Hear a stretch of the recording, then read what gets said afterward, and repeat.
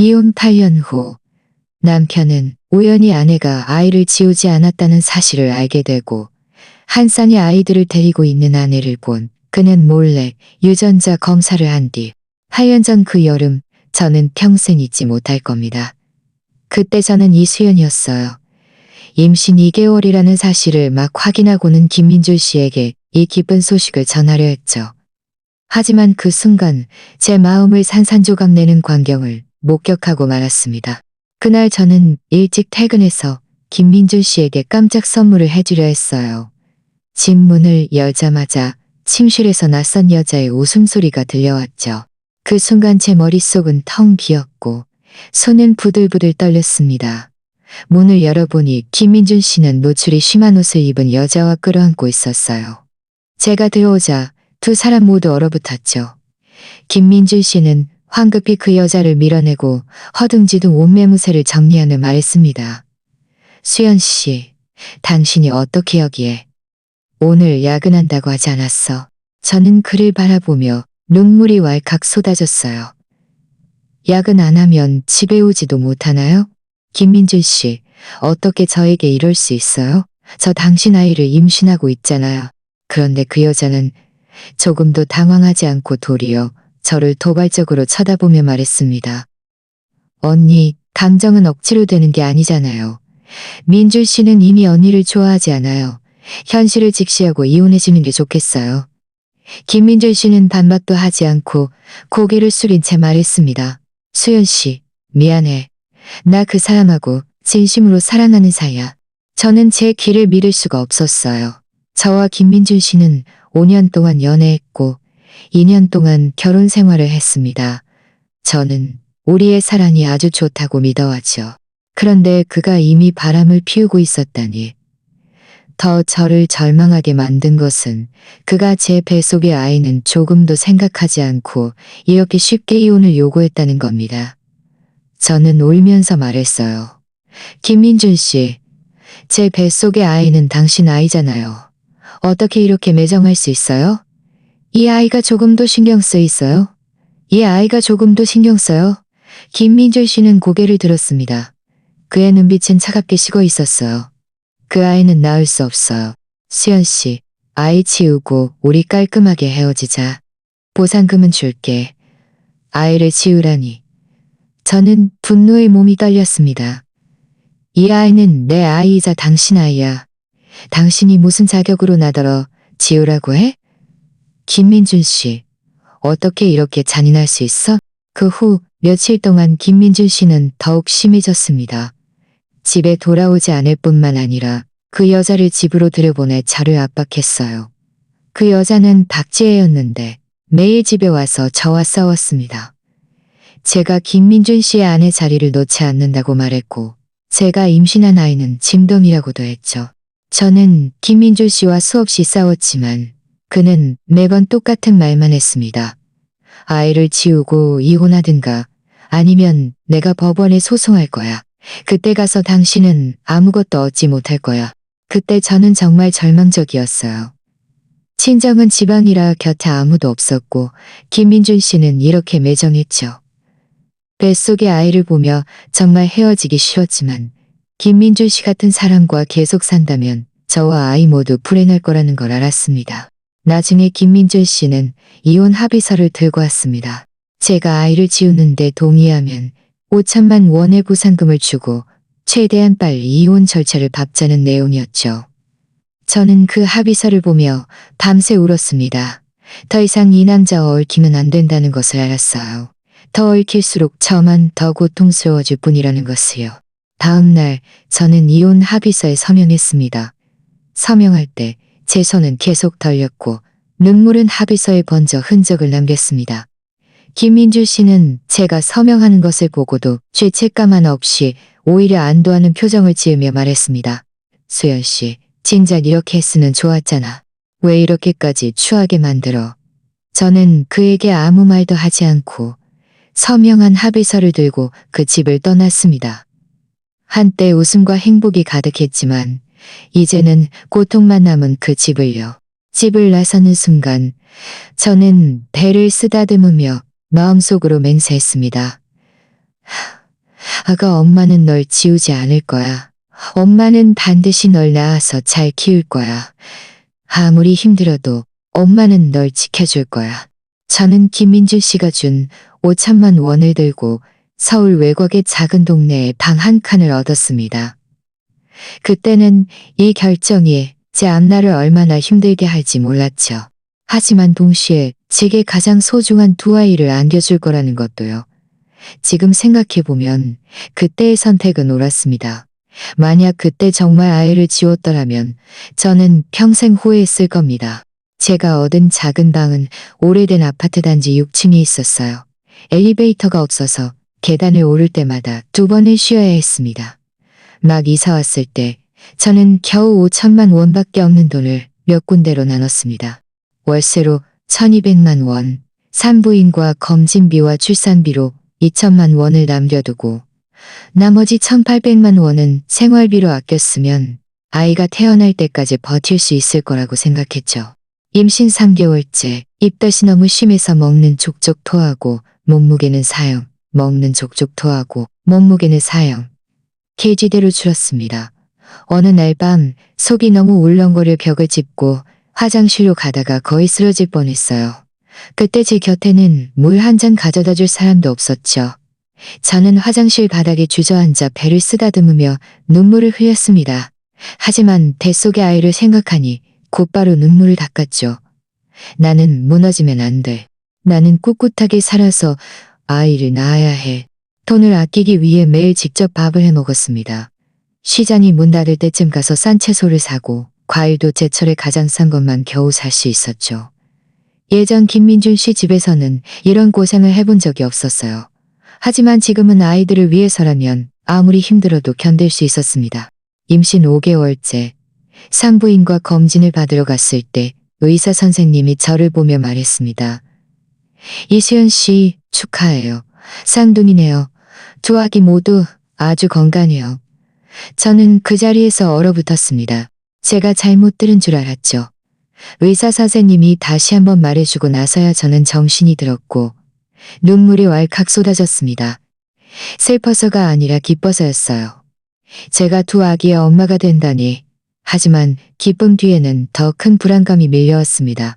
한 아이도 키우기 힘들 텐데 두 아이의 앞으로의 생활비, 학비는 어떻게 감당해야 할까요? 제 손에 있는 돈으로는 턱없이 부족했습니다. 병원에서 돌아오는 길에 저는 걸으면서 생각했습니다. 일을 구해야 해. 안 그러면 아이가 태어나면 분유값도 없을 거야. 그때 제 배는 이미 많이 불러 있었고 많은 곳에서 임산부를 원하지 않았습니다. 저는 10군데가 넘는 가게를 찾아다니다가 마침내 작은 슈퍼마켓에서 물건 정리하는 일을 찾았습니다. 사장님은 제가 불쌍해서 일을 시켜주겠다고 했고 매달 2억령만 원을 주기로 했죠. 매일 8시간씩 일하고 집에 돌아오면 다리가 퉁퉁 부었습니다. 하지만 점이 쉬지 못하고 다음 날에도 정시에 출근했습니다. 임신 7개월째 슈퍼마켓 사장님은 제 배가 너무 커서 무슨 일이 생길까 걱정하며 그만 나오라고 했습니다. 저는 어쩔 수 없이 집에서 부업으로 옷에 단추를 다는 일을 했습니다. 한 벌에 500원을 벌 수 있었죠. 매일 테이블 앞에 앉아 일정 시간 넘게 단추를 달면 손가락이 다 부르텄지만 모이는 돈을 보며 마음속으로는 괜찮다고 생각했습니다. 예정일이 한 달 남았을 때 저는 갑자기 조산했습니다. 그날 밤 배가 너무 아파서 혼자 119에 전화했어요. 병원에 도착하니 의사 선생님이 당장 수술해야 한다며 서명하라고 했습니다. 저는 펜을 쥐고 손이 떨렸지만 서명을 하고 수술실로 밀려 들어갈 때 제 마음속에는 오직 한 가지 생각뿐이었습니다. 아가들아, 꼭 무사해야 해. 수술은 순조롭게 진행되었고 저는 아들, 딸 쌍둥이를 낳았습니다. 아들은 3, K, 딸은 2 있고 KJ였죠. 간호사 선생님이 아이들을 제 앞에 안겨줬을 때 저는 그들의 작은 얼굴을 보며 또다시 눈물을 흘렸습니다. 이 아이들은 제 아이들이었고 이 세상에서 저에게 가장 소중한 사람들이었습니다. 퇴원할 때 제 손에 남은 돈은 거의 없었습니다. 두 아이를 먹여 살리기 위해 저는 더욱 필사적으로 일할 수밖에 없었죠. 아이들이 둘이 지나자 저는 아이들을 동네 어린이집에 맡겼습니다. 매달 사명령만 원을 내야 했죠.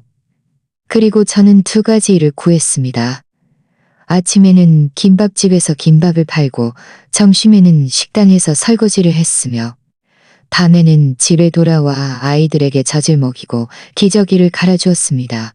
매일 3, 4시간밖에 잘 수 없었죠.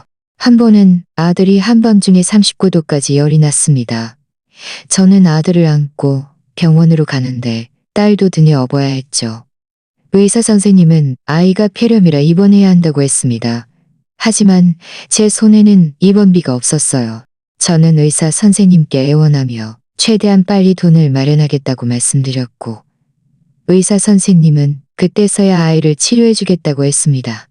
저는 병원 복도에서 아는 모든 사람에게 전화에 잘렸고 겨우 500만 원을 빌려 입원비를 간신히 마련했습니다. 그때는 정말 더 이상 버틸 수 없을 것 같았어요. 하지만 병상에 누워있는 아이들을 보니 저는 다시 이를 악물고 버텨냈습니다. 낮에는 일하고 밤에는 병원에서 아이들을 지키며 지쳤을 때는 그대로 잠들기도 했습니다. 다행히 아이들은 아주 착해서 거의 울거나 보채지 않았죠.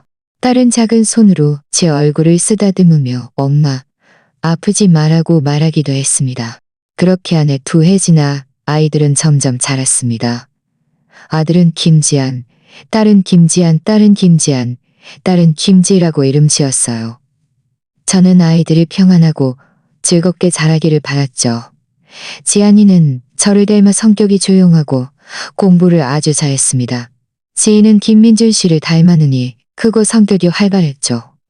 지희의 눈을 볼 때마다 저는 김민준 씨를 떠올리곤 했고 그때마다 마음이 또다시 아파왔습니다.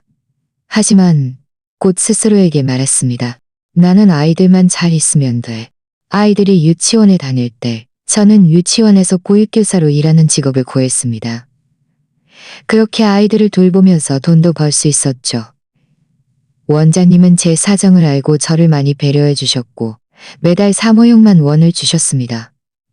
생활이 여전히 넉넉하지는 않았지만 예전보다 훨씬 나아졌죠. 적어도 2가지 일을 하지 않아도 되었고 아이들과 더 많은 시간을 보낼 수 있었습니다. 아이들이 초등학교에 들어갈 때 저는 학교 근처에 작은 문구점을 열었습니다.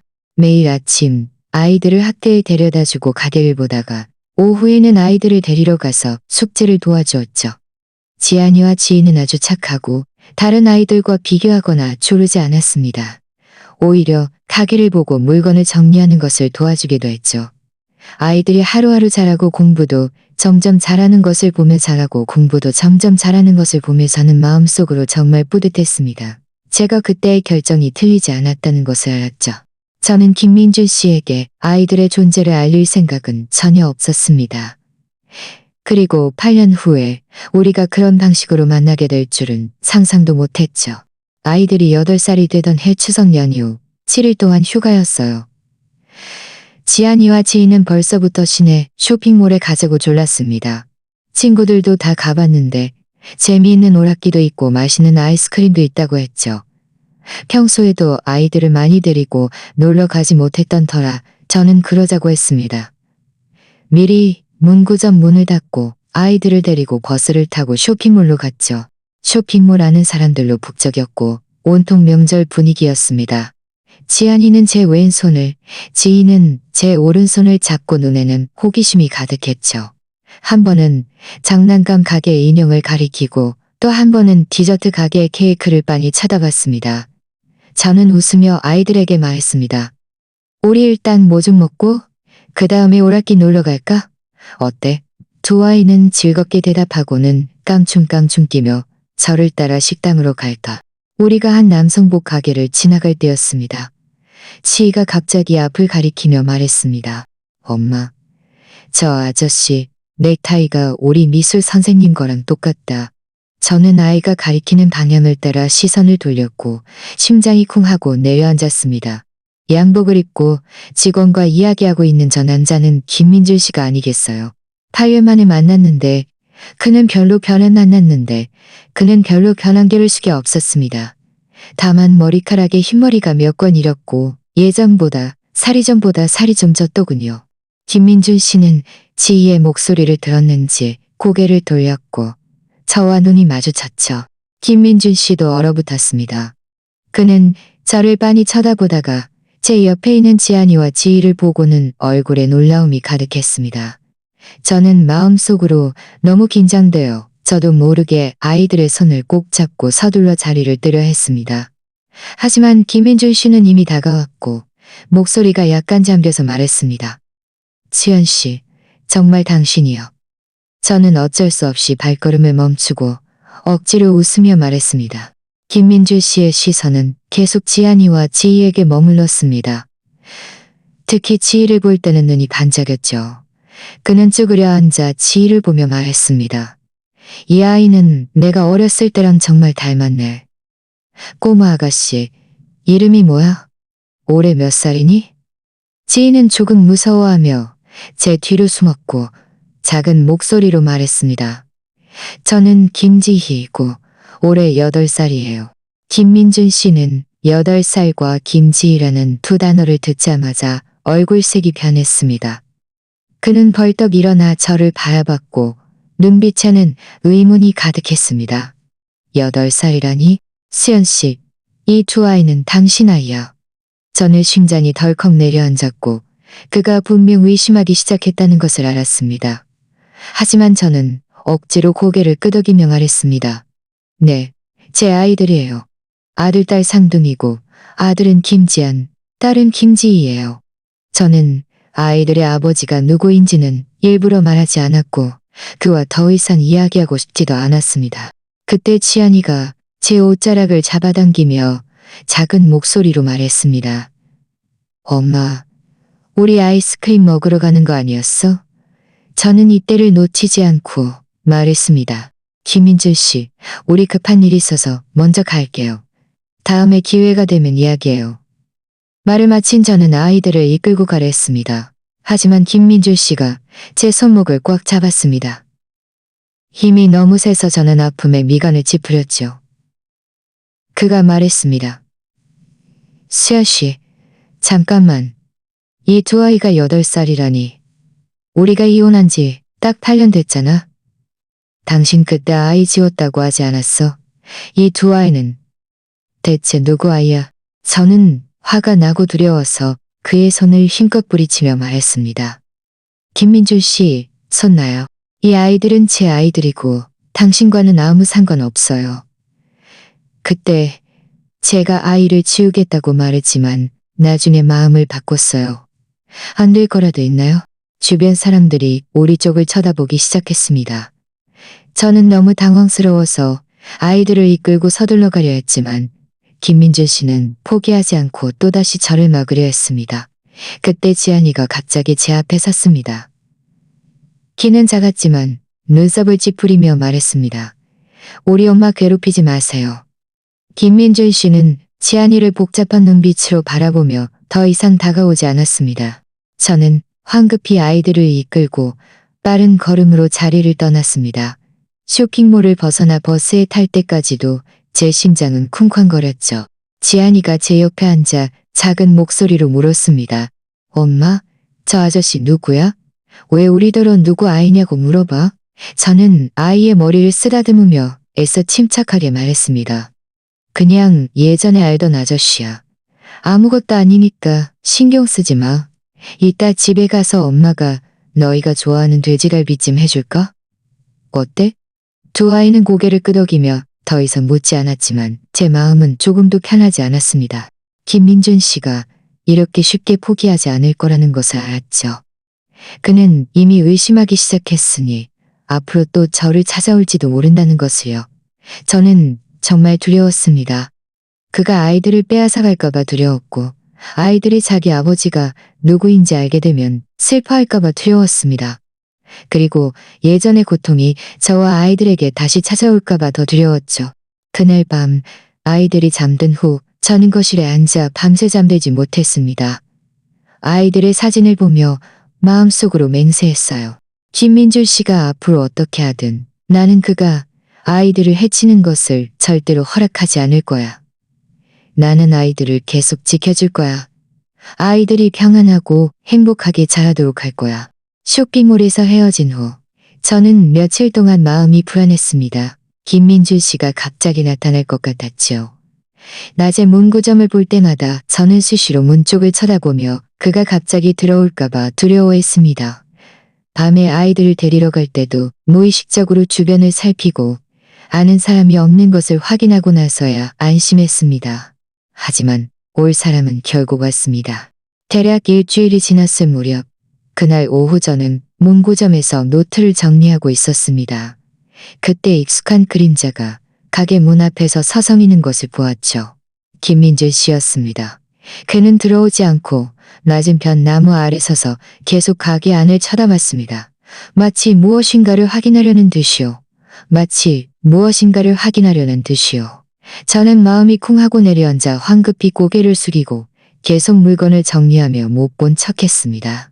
하지만 그는 거의 코니코미하며 못 본 척했습니다. 엄마, 아까 그 아저씨 왜 계속 우리 가게를 쳐다봤어? 저는 황급히 말했습니다. 그냥 지나가던 사람일 거야. 신경 쓰지 말고 빨리 숙제해. 그때부터 김민준 씨는 자주 우리 주변에 나타났습니다. 때로는 아이들 학교 앞에서 멀리서 아이들이 학교하는 것을 지켜보기도 했고, 때로는 우리 집 아파트 근처에서 산책하는 척하기도 했죠. 또 한 번은 제가 아이들을 데리고 공원에 놀러 갔는데 그가 따라와서 멀지 않은 벤치에 앉아 계속 아이들을 쳐다봤습니다. 저는 화가 나고 두려웠습니다. 그가 끝없이 쫓아다니는 것이 화가 났고 아이들에게 무슨 짓을 할까봐 두려웠죠. 한 번은 제가 정말 참지 못하고 아파트 단지 입구에서 그를 막아섰습니다. 김민준 씨, 대체 뭘 원하는 거예요? 제가 이미 말했잖아요. 아이들은 당신과 아무 상관없어요. 더 이상 우리를 따라다니지 마세요. 김민준 씨는 저를 복잡한 눈빛으로 바라보며 말했습니다. 수연 씨, 거짓말하지 마. 그 두 아이는 우리 아이들이야. 우리가 이혼한 지 딱 8년 됐고 지희의 눈, 지안이의 코는 내가 어렸을 때랑 똑같아. 당신은 왜 그때 나에게 거짓말을 한 거야? 왜 아이를 지웠다고 한 거야? 저는 이를 악물고 말했습니다. 거짓말한 거 아니에요. 그때는 아이를 지우려고 했지만 나중에 의사 선생님이 제 몸이 안 좋아서 아이를 지우면 앞으로 아이를 낳지 못할 수도 있다고 했어요. 그래서 어쩔 수 없이 아이들을 낳은 거예요. 이건 당신과 아무 상관없어요. 더 이상 우리를 찾아오지 마세요. 더 이상 우리를 찾아오지 마세요. 저는 일부러 거짓말을 했습니다. 제가 그때 아이들을 일부러 낳았다는 것을 그가 알게 하고 싶지 않았고, 하지만 김민준 씨는 전혀 믿지 않았습니다. 그는 말했습니다. 당신은 거짓말하고 있어. 만약 몸 때문이었다면 왜 그렇게 오랫동안 나에게 말하지 않은 거야? 수연 씨, 당신 일부러 그런 거지? 일부러 내가 아이들의 존재를 모르게 하고 혼자 아이들을 독차지하려고 한 거지? 저는 분노에 몸이 떨렸습니다. 김민준 씨, 잊지 마요. 그때 누가 나에게 이혼을 강요했는지, 누가 나에게 아이를 지우라고 했는지, 설령 아이들이 당신 아이라 해도 당신은 그들을 돌볼 자격이 없어요. 당신은 단 하루도 아버지의 책임을 다하지 않았어요. 말을 마친 저는 몸을 돌려 떠났고 더 이상 그를 상대하지 않았습니다. 하지만 저는 그의 의심이 점점 커지고 있다는 것을 알았습니다. 그는 분명 포기하지 않을 겁니다. 아니나 다를까 며칠 지나지 않아 김민준 씨가 또 저를 찾아왔습니다. 이번에는 저를 직접 막아서지 않고 아이들의 담임 선생님을 통해 쪽지를 건넸습니다. 쪽지에는 이렇게 쓰여 있었죠. 수연 씨, 당신에게 사정이 있다는 걸 알아요. 하지만 아이들은 제 피부치이기도 합니다. 아이들을 만나고 싶어요. 멀리서라도 한 번만 보는 것도 괜찮습니다. 만약 당신이 동의하지 않는다면 저는 법적인 절차를 통해서 아이들의 신분을 확인할 수밖에 없을 겁니다. 쪽지를 봤을 때 제 마음은 너무 불안했습니다. 김민준 씨가 말한 대로 할 거라는 것을 알았죠. 그가 정말 법원에 간다면 법적인 절차를 통해 친자 관계를 확인할 수 있을지도 모릅니다. 그때가 되면 아이들은 자기 아버지가 누구인지 알게 될 것이고 어쩌면 그에게 빼앗길 수도 있습니다. 그날 밤 저는 잠든 아이들의 얼굴을 보며 마음속으로 매우 갈등했습니다. 한편으로는 아이들에게 김민준 씨의 존재를 알리고 싶지 않았고 아이들이 상처받는 것을 원치 않았죠. 다른 한편으로는 김민준 씨가 정말 법적인 절차를 통해 소송을 걸어 아이들의 생활과 학습에 영향을 미칠까가 두려웠습니다. 제가 이러지도 저러지도 못하고 있을 때 김민준 씨의 행동이 더욱 은밀해졌다는 것을 발견했습니다. 한 번은 제가 지희를 데리고 아이스크림을 사러 갔는데 지희가 실수로 아이스크림을 옷에 흘렸어요. 저는 아이에게 그 자리에 있으라고 하고 옆 슈퍼마켓에 가서 물티슈를 사왔습니다. 제가 돌아왔을 때 김민준 씨가 지희 옆에 쭈그려 앉아 손에 물티슈를 들고 옷을 닦아주는 것을 보았습니다. 지희는 제가 돌아오자마자 달려오며 말했습니다. 엄마, 저 아저씨가 제 옷 닦아줬어요. 그리고 제가 묻습니다. 지연 씨, 저는 그냥 아이스입니다. 그리고 제가 무슨 말 아이스입니다. 저는 황급히 지희를 경계하며 김민준 씨를 경계하며 말했어요. 다른 뜻은 없어요. 안심하세요. 친자 관계가 확인되기 전까지는 아이들을 해치지 않을 거예요. 저는 더 이상 그에게 말하지 않고 지희를 이끌고 떠났습니다. 하지만 제 마음은 분명했습니다. 김민준 씨가 이미 아이들에게 몰래 접근하기 시작했다는 것을요. 그는 분명 아이들을 통해 무엇인가를 얻으려 할 겁니다. 어쩌면 아이들의 머리카락이나 침을 몰래 가져가서 유전자 검사를 하려 할지도 모른다고 생각하니 제 마음은 더욱 불안해졌습니다. 저는 매일 아이들 곁에 붙어 다니며 제 시야에서 벗어나지 못하게 했습니다. 아이들이 학교에 있을 때도 담임 선생님께 미리 부탁해서 낯선 사람이 아이들에게 접근하지 못하게 했죠.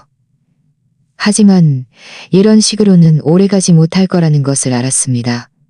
김민주 씨는 언젠가 기회를 찾을 겁니다. 아니나 다를까 얼마 지나지 않아 이상한 점을 발견했습니다. 그날 밤 아이들이 목욕을 마치고 제가 옷을 정리해 주는데 지안이의 외투 주머니에서 자기 것이 아닌 머리카락 한 가닥을 발견했습니다. 그것은 검은색의 긴 머리카락이었는데 지안이는 짧은 머리였고 저와 지희의 머리카락은 갈색이었죠. 저는 즉시 김민주 씨를 떠올렸습니다. 그는 분명 제가 방심한 틈을 타서 자기 머리카락을 지안이의 주머니에 넣어 아이들의 머리카락과 비교하려 한 겁니다. 저는 그 머리카락을 들고 화가 나고 초조했습니다. 김민주 씨가 이미 행동을 시작했고 아이들의 신분에 대한 파문이 곧 닥쳐올 거라는 것을 알았죠. 그 검은색 긴 머리카락을 발견한 후 김민준 씨에 대한 저의 경계심은 최고조에 달했습니다. 매일 아침 아이들을 학교에 보내기 전 저는 아이들의 가방과 주머니를 꼼꼼히 확인했습니다. 저녁에 학교하고 돌아오면 가장 먼저 아이들의 옷을 갈아입히고 머리를 감겼죠. 김민준 씨가 또다시 무엇인가를 남기거나 아이들의 머리카락을 훔쳐갈까봐 두려웠습니다.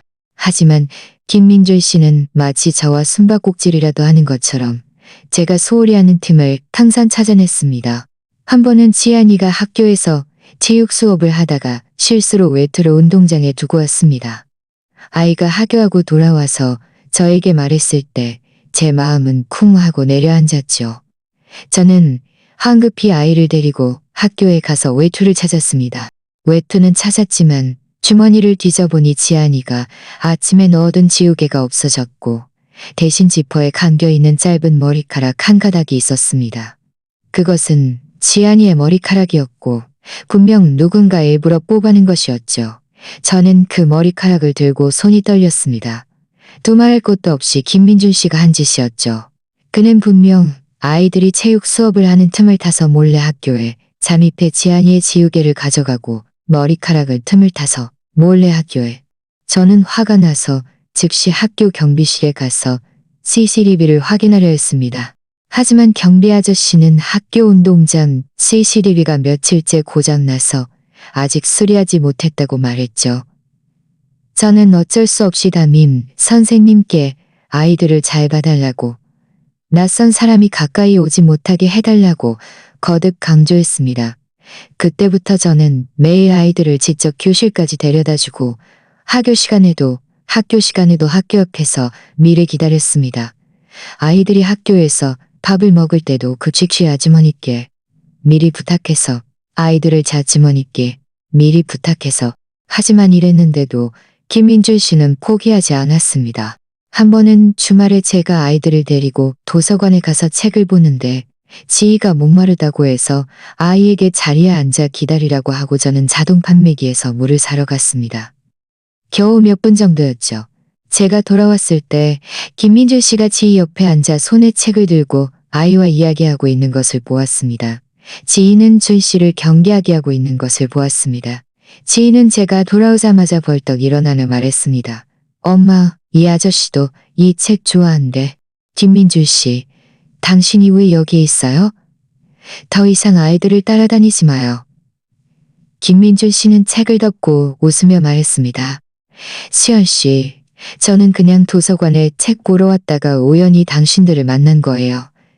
일부러 아이들을 따라다닌 게 아니에요. 그렇게 긴장하지 마요. 저는 아이들을 해치지 않을 거예요. 말을 마친 그는 일어나서 떠났습니다. 저는 황급히 지희가 그가 준 과자를 먹었는지 확인했습니다. 다행히 지희는 먹지 않고 냄새만 맡았다고 했죠. 하지만 저는 여전히 안심할 수 없어서 아이들을 이끌고 도서관을 떠났습니다.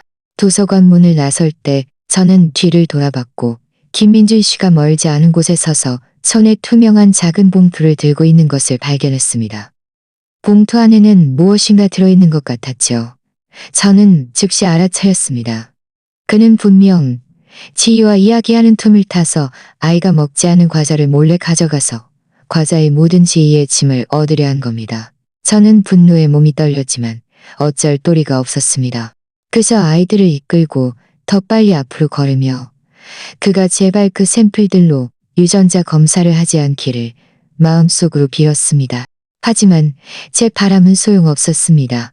대략 일주일이 지났을 무렵 그날 저는 문고점에서 물건을 정리하고 있었는데 김민줄 씨가 맞은편 병원에서 걸어 나오는 것을 보았습니다. 손에는 서류 봉투를 들고 있었고 얼굴색은 매우 복잡해 보였죠. 제 마음은 쿵 하고 내려앉았고 불길한 예감이 들었습니다. 그는 분명 유전자 검사를 하러 간 것이고 그 서류 봉투 안에는 감정 보고서가 들어있을 겁니다. 아니나 다를까 그날 오후 김민준 씨가 저를 찾아왔습니다. 이번에는 예전처럼 저와 다투지 않고 직접 서류 봉투를 저에게 건네며 말했습니다. 수연 씨, 직접 봐. 이게 유전자 감정 보고서야. 지안이와 지희는 모두 내 아이들이야. 저는 그가 건넨 서류 봉투를 보며 손이 떨렸습니다. 차마 열어볼 용기가 나지 않았죠. 이 서류 봉투를 여는 순간 모든 것이 더 이상 비밀이 아니게 될 것이고 아이들의 신분도 드러날 것이며 저의 평온했던 삶도 완전히 파괴될 거라는 것을 알았기 때문입니다. 김민주 씨는 제가 받지 않자 직접 서류 봉투를 열어 안에 있는 감정 보고서를 제 앞에 놓으며 말했습니다. 똑똑히 봐. 보고서에 분명히 쓰여 있어. 나와 지안이, 지희의 친자 관계 확률은 99%야. 그 아이들은 내 아이들이라고. 이수연 씨, 당신은 왜 그렇게 오랫동안 나에게 거짓말을 한 거야? 저는 감정 보고서의 글자를 보며 눈물이 왈칵 쏟아졌습니다. 더 이상 숨길 수 없다는 것을 알았죠. 아이들의 신분에 대한 이 파문은 결국 찾아왔습니다. 저는 깊이 숨을 들이쉬고 고개를 들어 김민주 씨를 바라보며 말했습니다. 김민주 씨, 이제 와서 당신에게 더 이상 숨길 생각 없어요. 아이들은 정말 당신 아이들이에요. 하지만 그때는 당신이 나에게 이혼을 강요했고 아이를 지우라고 했잖아요. 내가 왜 당신에게 말해야 했나요? 김민주 씨는 저를 바라보며 눈빛에 죄책감이 가득했습니다. 수연 씨, 그때는 내가 잘못했다는 것을 알아요. 내가 당신과 아이들에게 못할 짓을 했어요. 하지만 이제 알았으니 내가 보상하고 싶어요. 아이들을 다시 데려오고 싶고 당신들과 함께 살고 싶어요. 어때요? 저는 비웃으며 말했습니다. 김민준 씨, 지금 와서 이런 말을 하는 게 무슨 소용이 있다고 생각하세요? 8년 동안 아이들이 이렇게 자랄 동안 당신은 단 하루도 아버지의 책임을 다하지 않았어요. 이제 와서 아이들을 다시 데려오고 싶고 우리와 함께 살고 싶다니, 가능하다시 데려오고 싶다니 가능하다고 생각하세요. 간이 마친 저는 감정 보고서를 그에게 밀어주며 말했습니다. 가세요. 더 이상 당신과 이런 이야기를 말했습니다. 하지만 김민준 씨는 가지 않으려 했습니다. 그는 말했습니다. 수연 씨, 당신이 지금 나를 미워한다는 것을 알아요. 하지만 아이들은 내 피부치이기도 합니다. 나는 아이들을 인정할 권리가 있어요. 만약 당신이 동의하지 않는다면 나는 법적인 절차를 통해서 아이들의 양육권을 주장할 수밖에 없을 겁니다. 저는 그의 단호한 눈빛을 보며 마음이 쿵 하고 내려앉았습니다. 그가 말한 대로 할 거라는 것을 알았죠. 정말 법원에 간다면 제가 이기지 못할 수도 있습니다.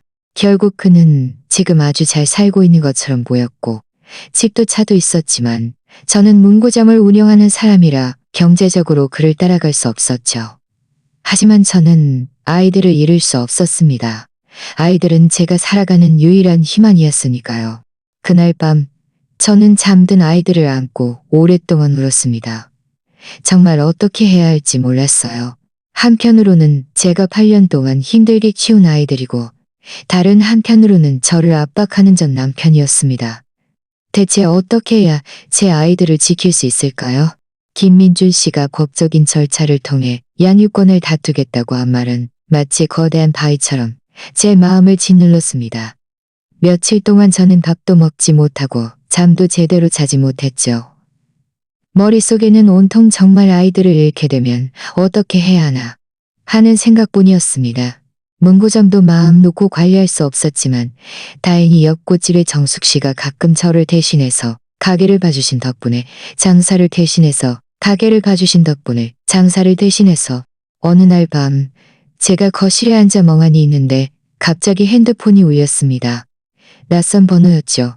저는 잠시 망설이다 전화를 받았습니다. 안에서 나지막한 목소리가 들려왔습니다. 약간 잠겨 있었죠. 이수연 씨, 저랑 좀 만날 수 있을까요? 아이들 일에 대해서만 이야기해요. 당신을 괴롭히지도 않고 양육권 이야기도 꺼내지 않을게요. 저는 처음에는 전화를 끊으려 했지만 문득 생각했습니다. 어쩌면 정말 법원에 갈지도 모른다고요. 저는 깊이 숨을 들이쉬고 말했습니다. 어디서 만날까요? 그는 아파트 단지 입구에 있는 카페에서 만나자고 했고 저는 외투를 갈아입고 집을 나섰습니다. 카페 안에는 사람이 거의 없었습니다. 김민준 씨는 창가 자리에 앉아 있었고 앞에는 손도 대지 않은 커피 한 잔이 놓여 있었습니다. 손에는 여전히 그 유전자 감정 보고서를 들고 있었죠. 제가 다가가 앉자 그는 고개를 들었습니다. 그의 눈은 핏발이 서 있었고 이전의 그 오만하고 압박적인 모습과는 완전히 달랐습니다. 그는 보고서를 제 앞으로 밀어주며 목소리가 약간 떨렸습니다. 수연 씨, 나 며칠 동안 이 보고서를 계속 봤어. 볼 때마다 마음이 아팠어. 당신 말대로 이 두 아이가 정말 내 아이들이라니. 나에게 아들도 있고 딸도 있었다니. 저는 그의 이런 모습을 보면서도 아무런 동요도 없었습니다. 오히려 약간 비웃음이 나왔죠. 그때 저에게 아이를 지우라고 강요할 때는 그렇게 잔인하더니 이제 아이가 있다는 것을 알고는 불쌍한 척하다니. 저는 말했습니다. 보고서에 분명히 쓰여 있잖아요. 믿지 못하겠으면 다시 한번 검사해봐. 그는 황급히 고개를 저으며 말했습니다. 믿어. 이 8년 동안 박지혜랑 살면서 항상 뭔가 부족하다고 느꼈어. 그 사람도 나중에 한번 임신했었는데 실수로 유산하고 나서는 다시는 임신하지 못했어. 나는 가끔 다른 사람들이 아이들 데리고 있는 걸 보면 마음이 텅 비었어. 설마 나에게 이렇게 큰 아이들이 2명이나 있을 수 있었습니다. 그는 말하면서 목이 메었습니다. 주머니에서 사진 몇 장을 꺼냈는데 지안이와 지희의 사진이었죠. 아이들이 학교 앞에서 웃고 있는 모습, 지희가 길가에 쭈그려 앉아 아기 고양이에게 먹이를 주는 모습, 지안이가 책가방을 메고 걸어가는 모습들이었죠. 그는 이어서 말했습니다. 그날 보고서를 받고 병원 앞에서 오랫동안 서 있었어. 이해가 안 돼. 당신은 왜 그때 나에게 말하지 않은 거야? 그때는 내가 개자식이었지만 그래도 내 아이들이잖아. 당신은 어떻게 그렇게 매정하게 아이들이 당신과 함께 8년 동안 고생하게 내버려둔 거야? 저는 고생이라는 두 글자를 듣자마자 더 이상 참지 못하고 목소리를 몇 톤 높였습니다. 고생이라니. 누가 우리를 고생시켰는데요? 그때는 당신이 나에게 이혼을 강요했고 아이를 치우라고 했잖아요. 그때 내가 당신에게 말했더라면 당신이 나에게 아이를 낳게 했을까요? 당신은 그저 나에게 아이를 치우라고 더 강요했을 뿐이잖아요. 저는 혼자서 두 아이를 데리고 밤낮 없이 일했고 가끔은 한 끼도 제대로 먹지 못할 때도 있었어요. 당신은 어디 있었죠? 당신은 박지희랑 잘 먹고 잘 살잖아요. 주변 사람들이 우리 쪽을 쳐다보기 시작했습니다. 저는 황급히 목소리를 낮췄지만 눈물은 멈출 수 없이 흘러내렸습니다. 김민준 씨는 제가 우는 것을 보고도 아무 말 하지 않고 테이블에서 티슈 한 장을 뽑아 저에게 건네주었습니다. 자신도 눈가가 붉어져 있었죠. 잠시 후 그가 입을 열었습니다. 수연 씨, 지금 와서 미안하다고 말하는 건 소용없다는 건 소용없다는 건 소용없다는 걸 소용없다는 걸 소용없어. 하지만 나는 정말 후회하고 있어. 나 박지혜랑 진작 헤어졌어. 그냥 아이들에게 보상해주고 싶어. 새 옷도 사주고 싶고 맛있는 것도 사주고 싶고 학교에 데려다 주고 싶고 아이들이 나를 아빠라고 부르는 소리를 듣고 싶어. 저는 눈물을 닦으며 말했습니다. 당신은 지금 이런 말을 하면서 아이들의 마음을 생각해 봤나요? 아이들은 이렇게 자랄 동안 아빠라는 두 글자를 단 한 번도 들어본 적이 없어요. 갑자기 낯선 사람이 나타나서 자기 아빠라고 하면 아이들이 받아들일 수 있을까요? 그리고 나요. 나는 힘들게 아이들을 키웠어요. 당신이 이제 와서 무임승차하려는 게 아니에요. 그는 급해져서 말했습니다. 무임승차하려는 게 아니야. 당신과 함께 아이들을 키우고 싶어. 내가 돈도 낼 수 있고 힘도 보탤 수 있어. 당신 그 문구점 운영하는 거 얼마나 힘든지 알아. 내가 도와줄 수 있어. 가게를 확장하는 것도 도와줄 수 있고. 아니면 당신이 일하기 싫으면 내가 당신들 모녀를 먹여 살릴 수도 있어. 이수연 씨, 나에게 한 번만 기회를 주면 안 될까? 저는 자리에서 일어나 말했습니다.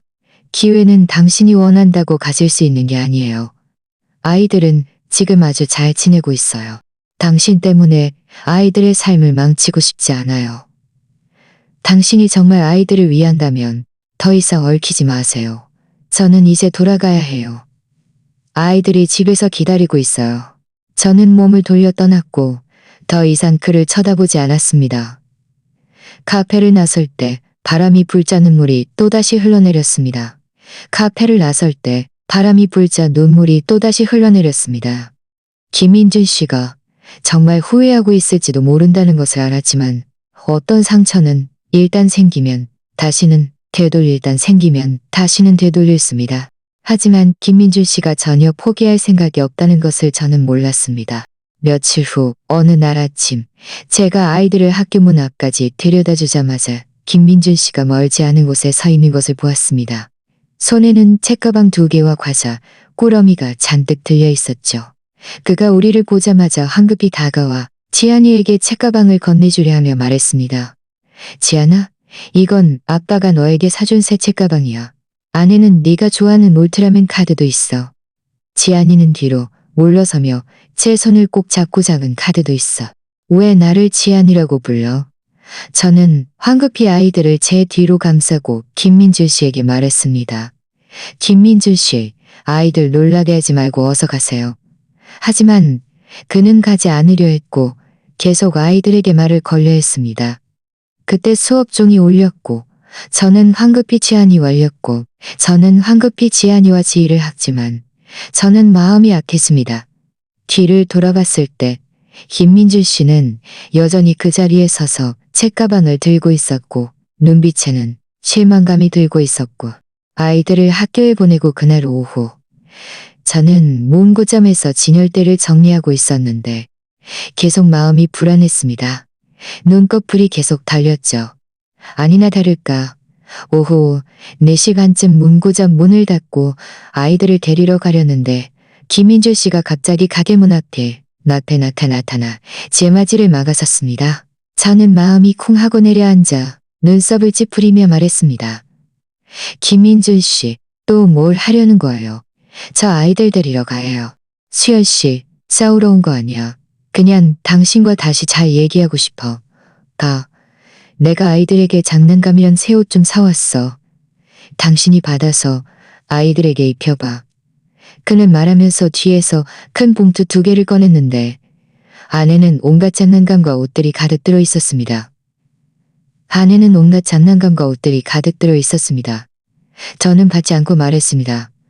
저는 받지 않고 말했습니다. 가져가세요. 제가 여러 번 말했잖아요. 더 이상 저를 따라다니지 마세요. 내가 그들에게 물건을 사주는 건 당연한 거야. 이수연 씨, 당신이 무슨 자격으로 내가 그들에게 잘해주지 못하게 해? 무슨 자격으로 나를 아이들의 삶에서 완전히 배제하는 거야? 주변을 지나가던 사람들이 모두 멈춰 서서 가게 안을 쳐다봤습니다.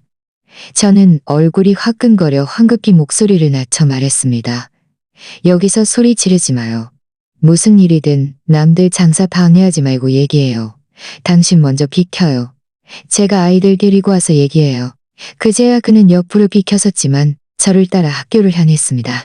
가는 내내 그는 저에게 자신이 얼마나 후회하는지, 앞으로 아이들에게 어떻게 잘해줄 것인지, 아이들에게 더 좋은 삶을 줄 수 있고 최고의 학교에 보내고 최고의 취미를 가르쳐 줄 수 있다고 끊임없이 말했습니다.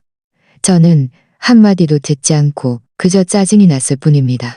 학교 문 앞에 도착하니 마침 하교 시간이었고 지안이와 지희는 저를 보자마자 신나게 달려왔습니다. 하지만 제 뒤에 있는 김민준 씨를 보자마자 두 아이 모두 발걸음을 멈추고 제 뒤로 쭈뼛거리며 숨었죠. 지희가 작은 목소리로 물었습니다. 엄마, 저 아저씨 왜 또 우리 따라와? 김민준 씨는 황급히 웃는 얼굴을 하고 한 발자국으로 다가가며 말했습니다. 지안아, 아빠다. 아빠가 너희에게 장난감 사왔는데 우리 집에 가서 같이 놀까? 어때? 지안이는 저를 더욱 꼭 잡고 울먹이는 목소리로 말했습니다. 엄마, 나 저 아저씨 아빠셔. 나 무서워. 아이의 울음소리를 듣자 제 마음은 아프고 화가 났습니다. 저는 즉시 아이들을 품에 안고 김민준 씨에게 말했습니다. 김민준 씨, 봤어요? 아이들이 당신을 무서워하잖아요. 더 이상 아이들 놀라게 하지 말고 어서 가세요. 내가 그들의 아빠인데 아이들이 왜 나를 무서워해? 김민준 씨의 웃음은 얼굴에 굳어졌고 말투는 다시 격앙되었습니다. 다 당신 때문이야. 분명 당신이 평소에 아이들에게 내 험담을 해서 아이들이 나를 무서워하게 만든 거야. 이수연 씨, 당신이 나에게 아이들을 원치 않았고 당신이 너무 이기적이야. 아이들을 그렇게 잘못 인도한다고요? 저는 분노에 몸이 떨려 할 잘못. 내가 아이들을 잘못 인도한다고요. 나는 아이들에게 당신 험담을 단 한마디도 한 적 없어요. 아이들이 본능적으로 낯선 사람을 무서워하는 거예요. 김민준 씨, 염치 좀 차려요. 그때 옆에 있던 몇몇 학부모들이 참지 못하고 다가와 김민준 씨를 말렸습니다. 선생님, 말로 하세요. 아이들 놀라게 하지 마시고요. 아이가 당신과 친해지고 싶어 하지 않으면 억지로 하지 마세요. 김민준 씨는 사람들이 저를 돕는 것을 보고 얼굴색이 더 안 좋아졌지만 더 이상 큰 소리로 소리치지 않았습니다. 그저 저를 빤히 쳐다보며 말했습니다. 이수연 씨, 나는 포기하지 않을 거야. 오늘은 내가 당신과 다투지 않겠지만 기억해둬. 나는 반드시 아이들이 나를 아빠로 인정하게 할 거고 반드시 아이들이 나와 함께 살게 할 거야. 말을 마친 그는 저를 앙칼지게 노려보고는 몸을 돌려 떠났습니다. 저는 여전히 떨고 있는 아이들을 안고 마음속으로 두렵고 초조했습니다. 김민준 씨가 이번에는 정말 저에게 강경하게 나올 거라는 것을 알았죠. 아니나 다를까 다음 날 아침 제가 막집 문을 열자마자 김민준 씨가 우리 집 계단에 앉아 있는 것을 보았습니다. 눈은 핏발이 서 있었고 밤새 거기 앉아 있었던 것 같았습니다. 저는 깜짝 놀라 황급히 아이들을 제 뒤로 감싸고 큰 소리로 말했습니다. 김민준 씨, 당신이 왜 여기 있어요? 어서 가세요. 안 그러면 경찰에 신고할 거예요. 그는 천천히 일어나며 목소리가 잠겨 말했습니다. 이수연 씨, 다른 뜻은 없어. 그냥 아이들이 일어났는지 보고 싶었고 학교에 데려다 주고 싶었어.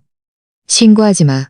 내가 아이들 놀라게 하지 않을게. 그냥 멀리서 학교 문 앞까지 데려다 주는 것도 않을게. 저는 그의 초췌한 모습을 보며 마음이 약간 흔들렸지만 아이들이 무서워하던 눈빛을 생각하니 다시 마음을 굳게 먹고 말했습니다. 안 돼요. 어서 가세요. 안 그러면 정말 경찰에 신고할 거예요. 저는 말하면서 핸드폰을 꺼내 실제로 전화를 거네 실제로 전화를 거네 실제로 전화를 거네 실제로 전화를 거네 실제로 전화를 거네 신종을 했습니다. 경찰 신고하려는 것을 보고 눈빛이 어두워졌고 더 이상 고집하지 않고 몸을 돌려 떠났습니다.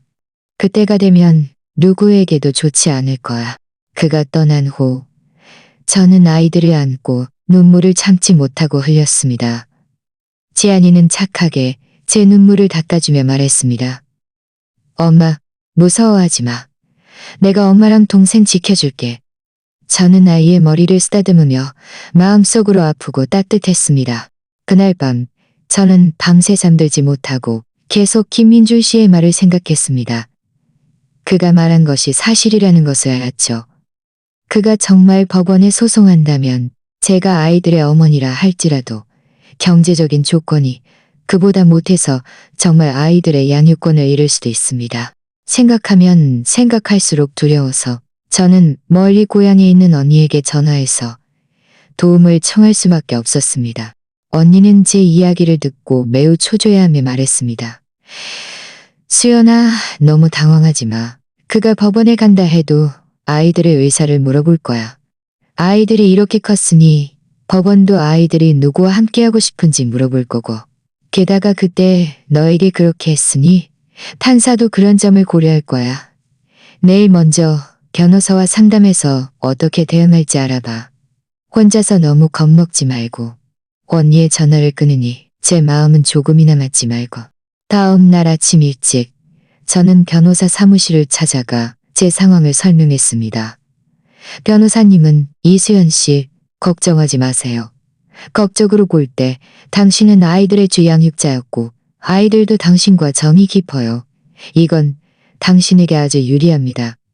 게다가 남편 쪽이 그때 잘못을 저질렀으니 법원도 판결할 때, 대법원도 판결할 때 이런 점을 고려할 겁니다.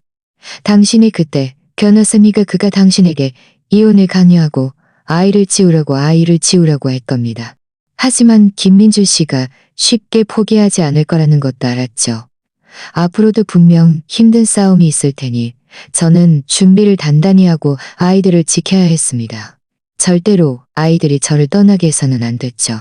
변호사 사무실에서 돌아온 후 저는 옷장 깊숙이 넣어두었던 철 상자를 꺼냈습니다. 안에는 8년 전의 모든 증거들이 들어있었죠. 김민준 씨와 박지혜의 채팅 기록 캡처본이 있었는데 그때 제가 핸드폰으로 찍어 USB에 저장해 두었던 것이었습니다.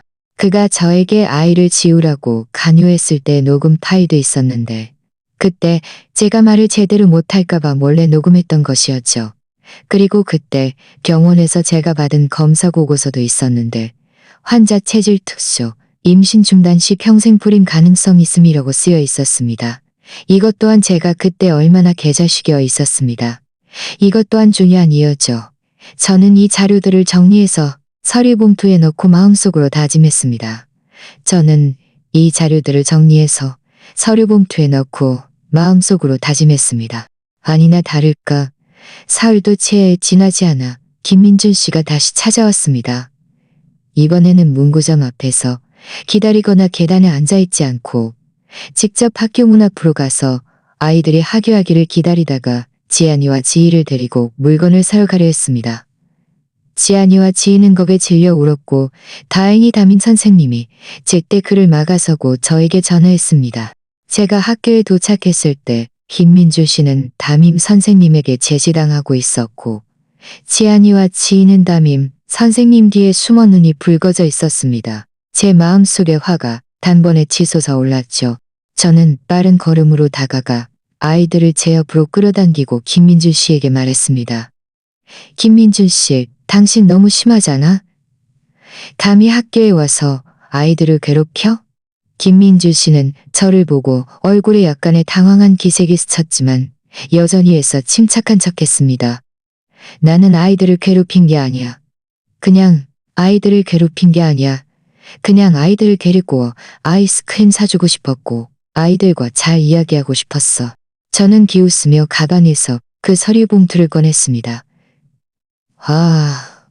그럼 우리 잘 이야기해 볼까요? 8년 전 당신이 어떻게 바람을 피웠는지, 어떻게 나에게 아이를 지우라고 강요했는지 말이죠.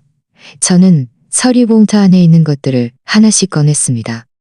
먼저 채팅기로 캡처본을 김민주 씨 앞에 내밀었습니다. 봐요. 이게 당신과 박지혜의 채팅 기록이에요. 당신은 기록이에요. 당신은 그 사람에게 이수연이랑 이혼하면 결혼할 거야. 결혼할 거야. 그 아이는 낳을 수 없어. 우리에게 걸림돌이 될 거야. 당신은 그때 걸림돌이 될 거야. 라고 말했죠. 이건 다 지난 일이야. 그만 얘기하면 안 될까? 아이들도 여기 있는데? 왜 말하면 안 되나요? 저는 목소리를 높여 주변의 학부모들과 선생님들이 모두 들을 수 있게 했습니다. 오늘 나는 모든 사람에게 당신이 어떤 사람인지 보여줄 거예요. 그때 당신은 나에게 이혼 합의서에 서명하라고 강요했고 아이를 지우지 않으면 소송해서 나를 빈손으로 내쫓겠다고 했죠. 저는 핸드폰을 꺼내 그 녹음 파일을 재생했습니다. 김민준 씨의 차가운 목소리가 즉시 흘러나왔습니다. 이수연 씨, 잘 들어. 아이를 지우고 5천만 원 받고 꺼지든가 아니면 내가 법원에 고소할 거야. 그때가 되면 당신은 한 푼도 못 받고 나쁜 평판만 얻게 될 거야. 녹음이 채 끝나기도 전에 김민준 씨가 달려들어 제 핸드폰을 빼앗으려 했습니다. 저는 황급히 피하며 말했습니다. 당신이 그때 이런 말을 할 때는 왜 오늘을 생각하지 않았나요? 당신이 그때 이런 말을 할 때는 왜 오늘을 생각하지 않았나요? 당신은 내가 왜 아이를 낳았다고 생각해요? 저는 병원 검사 보고서를 그의 앞에 내밀며 글자를 가리키며 말했습니다. 봐요. 당신 스스로 봐요. 그때 제가 이 보고서를 들고 당신에게 말했는데 당신이 뭐라고 했는지 아세요? 아이를 낳지 못하면 오히려 나중에 귀찮을 일 없으니 잘 됐다고 했죠. 김민준 씨, 당신 양심의 손을 얹고 생각해봐요. 당신이 아버지 자격이나 있나요? 인간 자격이나 있나요? 주변 사람들이 모두 웅성거리기 시작했습니다. 어떤 사람은 김민준 씨를 가리키며 말했습니다. 알고 보니 저런 사람이었어. 너무 심하다. 여자 혼자 아이들을 키우는 게 얼마나 힘든데 이제 와서 아이들을 빼앗으려 하다니. 김민준 씨의 얼굴은 새빨개졌고 부끄럽고 화가 났지만 아무 말도 할 수 없었습니다. 그는 저를 보다가 주변 사람들을 보다가 눈빛에는 당황스러움이 가득했습니다. 그때 지안이가 갑자기 제 손을 잡아당기며 작은 목소리로 말했습니다. 엄마, 나 이제 알았어. 엄마 그때 정말 힘들었겠다. 저는 쭈그려 앉아 지안이와 지희를 안았고 눈물이 흘러내렸습니다. 미안해, 아가들아. 엄마가 너희에게 이 모든 것을 말하지 않은 건 너희가 슬퍼할까봐 그랬어. 지희는 제 눈물을 닦아주며 말했습니다. 엄마, 슬퍼하지 마. 우리 앞으로 엄마 지켜줄 거야. 저 나쁜 아저씨 필요 없어. 김민준 씨는 아이들의 말을 듣고 몸이 휘청했습니다. 그는 아이들을 보며 입술을 움직였지만 결국 아무 말도 하지 못하고 몸을 돌려 떠났습니다. 떠날 때 그의 고개는 깊이 숙여져 있었고 발걸음도 매우 불안했습니다. 이전의 그 오만한 모습은 온데간데 없었죠. 저는 그의 뒷모습을 보며 조금도 통쾌하지 않았습니다. 그저 해방감을 느꼈을 뿐이었죠. 그동안 마음속에 억눌려 있던 서러움이 마침내 오늘 모두 쏟아져 나왔으니까요. 주변의 학부모들과 선생님들이 모두 저를 위로했습니다. 담임 선생님은 이수연 씨, 걱정하지 마세요. 앞으로 저희가 더 신경 써서 그가 다시 아이들에게 함부로 접근하지 못하게 할게요. 저는 고개를 끄덕이며 감사하다고 말하고 아이들을 데리고 집으로 돌아왔습니다. 밤에 아이들이 잠든 후 저는 거실에 앉아 반쯤 비어있는 그 서류 봉투를 보며 마침내 마음이 놓였습니다. 김민주 씨가 이번에는 더 이상 저를 괴롭히러 오지 않을 거라는 것을 알았죠. 설령 그가 아직 미련을 버리지 못한다 해도 저에게는 저와 아이들을 지킬 충분한 증거들이 있었으니까요. 하지만 다음 날 아침 제가 낯선 전화를 받을 줄은 몰랐습니다. 박지혜에게서 온 전화였죠. 그녀는 전화로 말했습니다. 이수연 씨, 김민준 씨가 당신들을 찾아갔다면서요? 그 사람 지금 아주 비참하게 살고 있죠? 그때 그 사람이 나를 버리고 내 돈 꽤 많이 들고 도망쳤는데 이제 그 사람도 오늘날 이렇게 되다니 정말 쌤통이네요. 저는 잠시 멍해져서 물었습니다. 당신이 어떻게 내 전화번호를 알았어요? 나한테 무슨 일로 전화했어요? 박지혜는 말했습니다. 저는 그냥 당신에게 김민준 씨가 지금 거짓골이라는 걸 말해주고 싶어서요. 그 사람 회사 작년에 망해서 빚더미에 망해서 빚더미에 망해서 빚더미에 망해서 빚더미에 줄 수 있어요. 그 사람이 돈재들이 매일 집으로 찾아온대요. 그 사람이 당신들을 찾아간 건 그냥 아이들이 노년에 자신을 부양해주고 당신이 자기 빚 갚아주길 바라서요. 그 사람이 진심으로 아이들을 인정하려는 게 아니라 그냥 당신들을 이용하려는 거라는 걸 증명해 줄게요. 박지혜의 전화를 끊으니 제 마음은 싸늘하게 비웃었습니다. 김민준 씨가 말했던 보상하고 싶다는 말은 모두 거짓이었군요. 그는 그저 막다른 골목에 몰려 저와 아이들을 구명줄로 삼으려 한 것이었습니다. 제가 그때 마음이 약해지지 않고 증거들을 꺼내 그가 자신의 진짜 모습을 완전히 드러내게 한 것이 정말 다행이라고 생각했습니다. 저는 박지혜의 말을 마음에 새기고 만약 김민주 씨가 다시 나타난다면 이 말들을 그에게도 말해주기로 결심했습니다. 그가 저를 이용하려던 생각을 완전히 접게 만들어서 더 이상 저와 아이들을 해치지 못하게 할 겁니다. 우리의 삶은 더 이상 그 때문에 방해받지 않을 겁니다. 박지혜의 전화는 김민준 씨에 대한 저의 마지막 남은 영민조차 완전히 꺼버리는 차가운 물 한 바가지 같았습니다. 그가 말했던 후회와 보상은 모두 치밀하게 계산된 술술쓸 뿐이었죠. 그는 아이들을 원한 것이 아니라 자신을 위해 빚을 갚아주고 노년에 부양해줄 도구를 원한 것이었습니다. 이틀도 채 지나지 않아 김민준 씨는 과연 다시 나타났습니다. 이번에는 학회에도 가지 않았고 우리 집 문 앞에도 막아서지 않았죠. 대신 문구점 맞은편 도로변에 쭈그려 앉아 있었습니다. 제가 가게 안에서 그를 봤을 때 그는 색이 바른 낡은 점퍼를 입고 있었고 머리카락은 이전보다 더 헝클어져 있었으며 눈은 핏발이 서 있었습니다. 이전에 그 양복을 입고 위풍당당했던 모습과는 완전히 다른 사람이었죠. 저는 처음에는 그를 무시하려 했지만 그가 저를 보자마자 황급히 일어서서 길을 건너오며 저에게 손을 흔들었습니다. 그의 눈빛에는 애원이 가득했죠. 저는 그가 또다시 문 앞에서 소동을 벌여 장사에 방해될까봐 두려워 어쩔 수 없이 억지로 다가갔습니다. 제가 입을 열기도 전에 그는 눈시울을 붉히며 목소리가 잠겨 말했습니다. 수연 씨, 내가 잘못했어. 박지혜도 나에게 말했어. 저는 비웃으며 말했습니다. 그 사람이 한 말이 사실인지 아닌지는 당신이 누구보다 잘 알잖아요. 그만 연기예요. 당신이 나를 찾아온 건 빚값 해달라고 하려는 거 아니에요? 그의 얼굴은 단번에 붉어졌고 고개를 숙이고 손을 비비며 말했습니다. 내가 정말 어려움에 처했어. 회사도 망했고 빚도 너무 많아. 그리고 아이들에게도 잘 보상할 거야. 나 정말 어절도리가 없어. 시연 씨, 우리 그에게도 부부였잖아. 아이들 때도 부부였잖아. 부부였다고요? 저는 화가 나서 말을 끊었습니다. 그때 당신이 나에게 이혼을 강요하고 아이를 지우라고 강요했을 때는 왜 우리가 부부였다는 것을 생각하지 않았나요? 이제 와서 막다른 골목에 몰리니 우리가 부부였다는 것을 생각해내다니. 김민준 씨, 염치 좀 차려요. 그는 황급히 제 손을 잡았습니다. 힘이 너무 세서 저는 아팠습니다. 힘이 너무 세서 저는 아팠습니다. 수연 씨, 내가 예전에는 개자식이었지만 지금은 정말 어쩔 도리가 없어. 당신이 그냥 아이들을 불쌍히 여겨서 나를 한 번만 도와주면 안 될까? 저는 그의 손을 힘껏 뿌리치고 한 발짝 뒤로 물러서서 그를 경계하며 바라봤습니다. 나에게 아이들 이야기 꺼내지 마요. 당신은 단 하루도 아빠의 책임을 다한 적 없어요. 이제 와서 아이들을 빚 갚는 도구로 삼으려 하다니. 제가 말할게요. 저는 당신을 한 푼도 도와주지 않을 거예요. 당신이 진 빚은 당신 스스로 해결하세요. 그는 제 태도가 단호한 것을 보고 얼굴의 애원이 서서히 분노로 변했고 심지어 약간의 위협적인 의미까지 띄었습니다. 이수연 씨, 나를 몰아붙이지 마.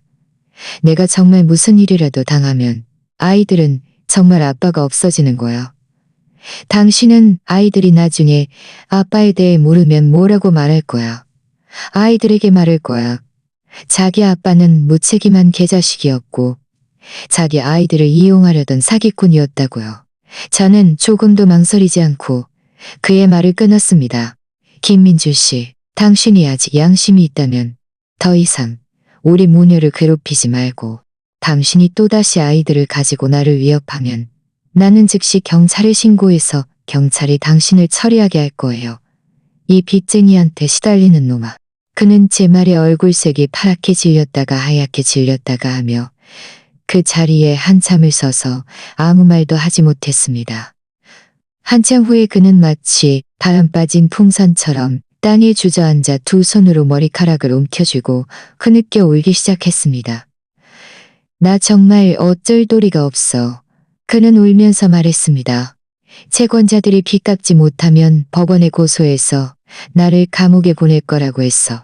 나 감옥 가기 싫어, 수연 씨. 그의 비참한 모습을 보면서도 제 마음속에는 조금도 동정심이 없었습니다. 그저 자업자득이라는 통쾌함만 있었을 뿐이죠. 이 모든 것은 그 자신이 선택한 길입니다.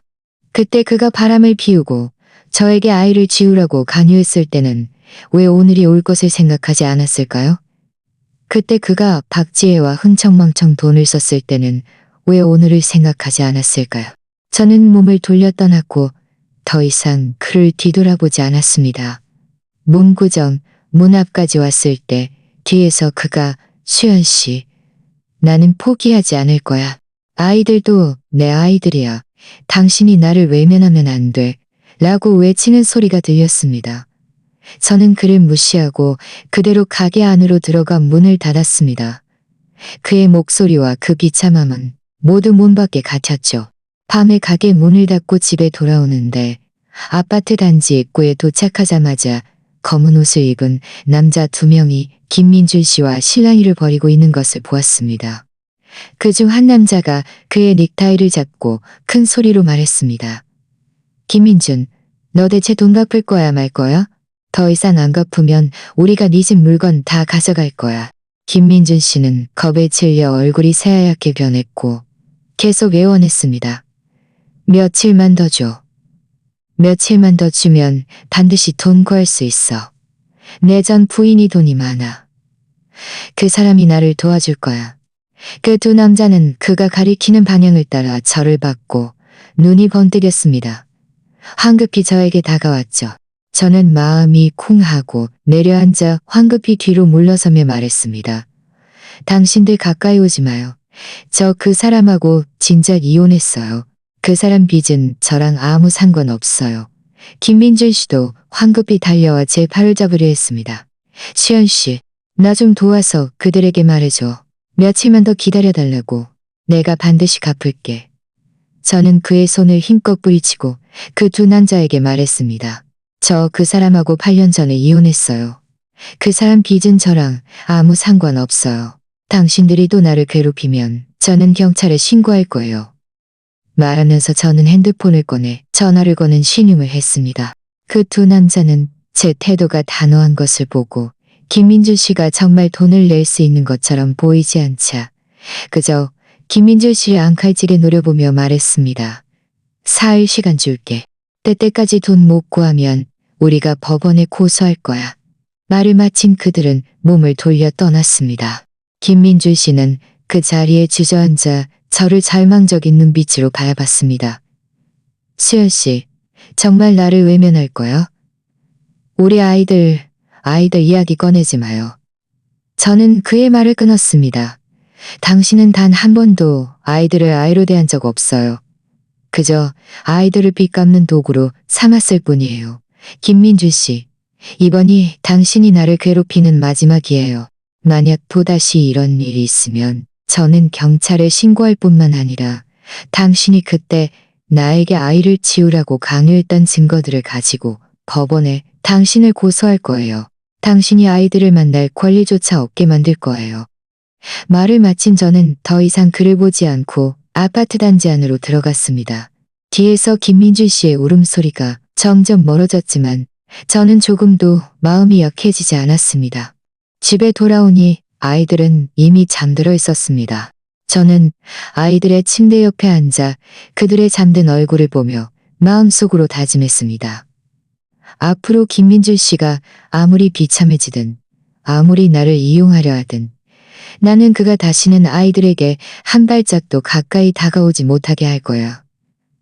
나는 문구점을 열심히 운영하고 아이들을 잘 키워서 그들이 영원히 햇살 아래에서 살게 할 거야. 김민준 씨 같은 사람에게 더 이상 오염되지 않도록 할 거야. 그리고 김민준 씨, 그가 나에게 진 빚, 아이들에게 진 빚은 평생 갚지 못할 겁니다. 그의 업보는 이제 막 시작되었을 뿐이니까요. 그때부터 김민준 씨는 과연 더 이상 저를 괴롭히러 오지 않았습니다. 대략 보름쯤 지나 저는 아파트 이웃 주민의 입을 통해 그가 너무 많은 빚을 갚지 못해 채권자들에게 법원에 고소당했다는 소식을 들었습니다. 법원은 그에게 기한 내에 빚을 갚으라고 판결했고 갚지 못하면 그 명의의 집을 경매에 넘겨 빚을 갚으라고 판결했고 갚지 못하면 그 명의의 집을 경매에 넘겨 빚을 갚아야 한다고 했죠. 저는 이 소식을 듣고도 아무런 동요도 없었습니다. 또 한 달이 지났을 무렵 저는 법원으로부터 전화를 받았습니다. 김민준 씨가 법원에 아이들의 면접 교섭권을 법적인 절차를 통해 주장하겠다고 신청했으니 법원에 오라는 것이었죠. 저는 마음이 약간 불안해서 황급히 이전에 상담했던 변호사님께 전화했던 변호사님께 전에 상담했던 변호사님은 이수연 씨고 싶어 합니다. 변호사님은 이수연 자기 몸 하나, 건사하기도 힘든 자기 몸 하나, 건사하기도 힘든 상황이에요. 법원에 도착한 그날, 저는 김민준 씨가 구겨진 옷을 입고 머리카락은 이전보다 더 헝클어져 있었으며 눈에는 피로감이 가득한 것을 보았습니다. 그가 저를 보고 다가와 말을 걸려 했지만 저는 황급히 한 발짝 뒤로 물러서서 그와 거리를 두었습니다. 조정 시간에 판사님이 김민준 씨에게 물었습니다. 조정 시간에 판사님이 김민준 씨는 고개를 숙이고 작은 목소리를 김민준 씨에게 물었습니다. 김민준 씨에게 물었습니다. 김민준 씨에게 물었습니다. 지금 당신의 경제 상황으로 아이들에게 좋은 제 상황으로 아이들에게 좋은 애로 아이들과 정을 쌓고 싶어요. 나중에 제가 돈을 벌면 반드시 아이들에게 좋은 삶을 줄 수 있을 거예요. 판사님이 다시 저에게 물었습니다. 이수연 씨, 김민준 씨가 아이들을 면접하는 것에 동의하십니까? 저는 단호하게 말했습니다. 동의하지 않습니다. 첫째, 그는 단 한 번도 아버지의 책임을 다한 적이 없습니다. 아이들은 그와 아무런 감정도 없으며 오히려 그를 무서워합니다. 둘째, 그는 현재 빚더미에 앉아있고 법원에서 신용불량자로 등재된 상태입니다. 저는 그가 아이들의 심신건강에. 셋째, 그는 이전에 여러 번 저와 아이들을 괴롭혔고 심지어 아이들을 이용해서 빚을 갚으려 했습니다. 저는 아이들이 더 이상 상처받는 것을 허락할 수 없습니다. 저는 이전에 준비해 두었던 증거들, 즉 채팅 기록, 녹음 파일, 병원 보고서, 그리고 박지혜가 제공한 차용증을 하나씩 판사님께 제출했습니다. 이것들은 모두 그가 그때 얼마나 무책임했고 지금 얼마나 믿을 수 없는 사람인지 판사님은 증거들을 보고는 옆에서 계속 침묵하고 있던 지안이와 지희에게 물었습니다. 꼬마 친구들, 아빠랑 같이 놀고 싶나요? 지안이는 제 손을 꼭 잡고 큰 소리로 말했습니다. 싫어요. 그 아저씨 나쁜 사람이에요. 엄마를 괴롭혔어요. 나 그 아저씨랑 같이 놀기 싫어요. 지희도 고개를 끄덕이며 작은 목소리로 말했습니다. 나도 싫어. 나 그 아저씨 무서워. 김민준 씨는 아이들의 말을 듣고 얼굴색이 단번에 하얗게 변했습니다. 그는 손을 뻗어 지안이를 잡으려 했지만 지안이는 황급히 제 뒤로 숨었습니다. 판사님은 그를 제지하며 말했습니다. 김민준 씨, 아이들이 당신과 친해지고 싶어 하지 않는다고 분명히 밝혔고 당신의 현재 상황도 아이들을 면접하기에 적합하지 않습니다. 당신의 신청을 기각합니다. 앞으로 당신 스스로의 문제를 먼저 해결하고 나서 아이들과 정을 쌓을 것을 고려하시기 바랍니다. 판사님의 판결을 듣자 제 마음은 마침내 한숨 놓였습니다. 김민준 씨는 그 자리에 한참을 앉아 아무 말도 하지 못하다가 결국 얼굴을 감싸고 어깨를 끊임없이 들썩이며 울었습니다. 저는 더 이상 그를 보지 않고 아이들을 이끌고 법원을 나섰습니다. 법원 문을 나서자 햇살이 몸에 따뜻하게 쏟아졌습니다. 지안이가 제 손을 잡고 말했습니다. 엄마, 앞으로 그 나쁜 아저씨는 우리를 다시 찾아오지 않겠죠? 저는 쭈그려 앉아 아이의 머리를 쓰다듬으며 웃으며 말했습니다.